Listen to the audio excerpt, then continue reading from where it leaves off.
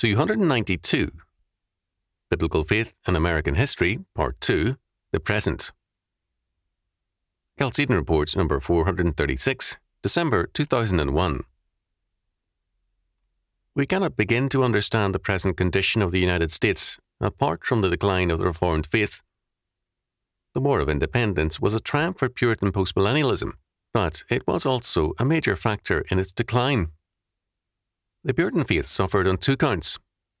First, because the war was so closely identified with Puritanism, and especially with Scotch-Irish Presbyterians, all Puritan pastors, of whatever church affiliation, were very active in the chaplaincy. The churches suffered to a degree from this loss. Second, and more important, many of their churches were destroyed, deliberately burned by the British forces. This constituted a major and devastating loss to an already sometimes impoverished people. From this setback, Puritanism never fully recovered. Instead of facing people in a time of peace with a commanding position, Puritanism came through the war with disastrous losses and disorganization. At the same time as the Augustinian faith in God's decree was declining, an Augustinian despair was flourishing.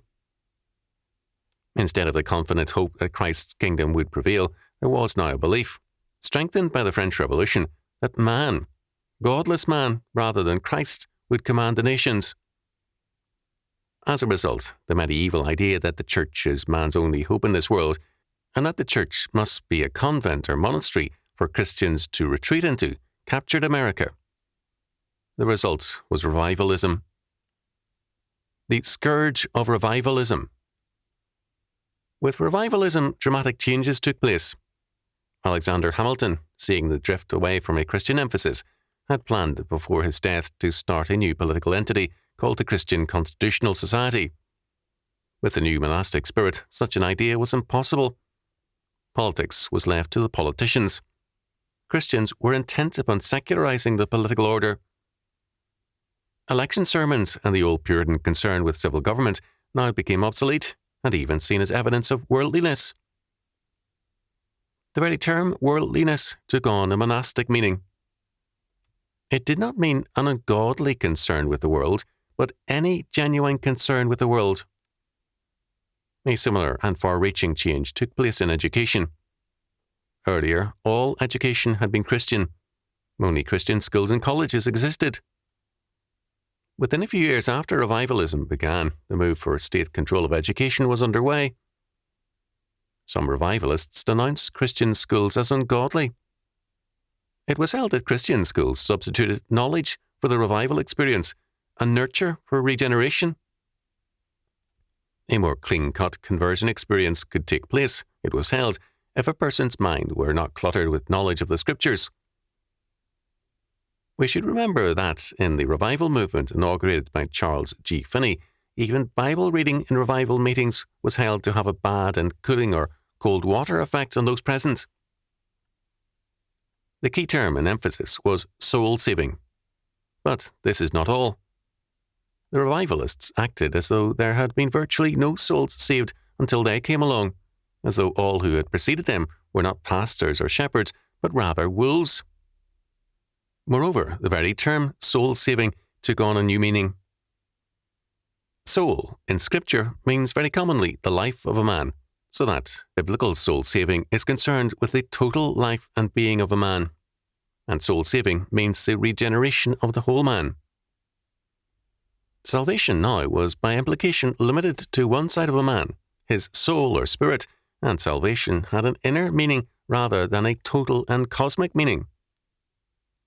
The result was a retreat from the world and from the whole life of man into this redefined soul. Jesus Christ as Saviour was now limited in his function to being simply a soul saviour.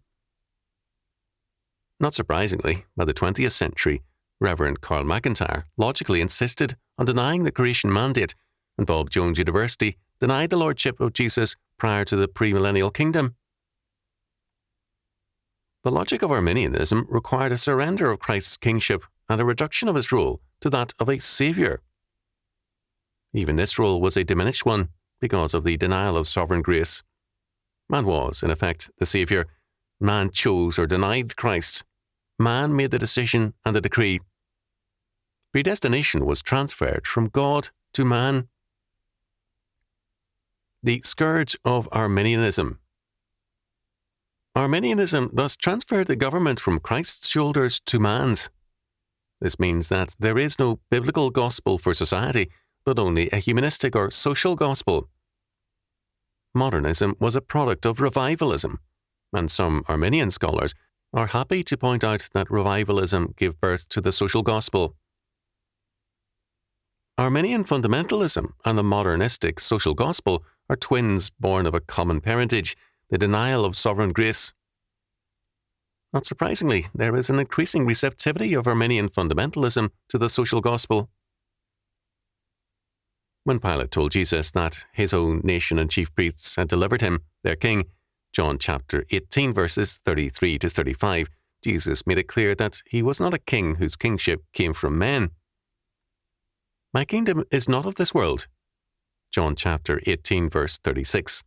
That is, it is not derived from this world, but is over this world, and it is my kingdom. Arminianism places Christ's kingdom either in the future, the millennium, or outside this world. The Barthians, for example, insist on working for a socialist order, but they are emphatic on declaring God to be the holy other, totally beyond and outside this world, so that it has no real relevancy to our world today. The revivalist sees the kingdom as only in the millennium, or in the world beyond the second coming. The results of such a theology are very much with us. In a country where more than half of the people are church members, this convent or monastic attitude with respect to Christ's rule has led to a surrender of the world to man. The real problem in the United States is Arminianism, which is a form of modified unbelief. Arminianism proposes belief in Jesus Christ, but acts on belief in man. The result of such a profession is exactly what we have in the United States today. Our central problem is thus not open atheism nor open humanism, serious problems though both clearly are. It is false theology, Arminianism.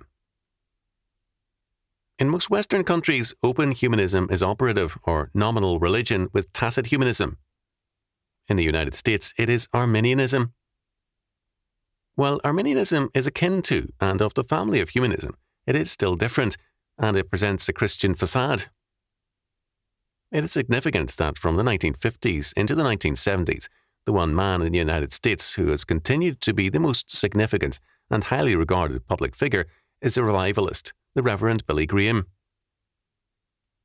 During those same years, when a minister received the highest national status in Washington, D.C. ever accorded to any minister, the United States also suffered the most serious moral disintegration. Abortion became legal, the death penalty virtually abolished, the sexual revolution underway, socialism in rapid control, welfarism rampant, and hedonism commonplace. The coincidence of these two factors is not accidental. Where men adopt so organized a surrender of the crown rights of King Jesus over the world, of necessity it must have practical consequences. The surrender of the world coincides with the growth of a false spirituality. The United States Constitution, in its monetary clauses, shows clearly the influence of the Reverend John Witherspoon, whose hard money, gold standard principles have left their mark in America. Today, some pastors denounce interest in gold or silver in economics as unspiritual. The gap between Witherspoon and the present is very great, and the reason for that gap is Arminianism. The only remedy, therefore, is the Reformed faith, the proclamation of the sovereign God, His sovereign grace, and His sovereign law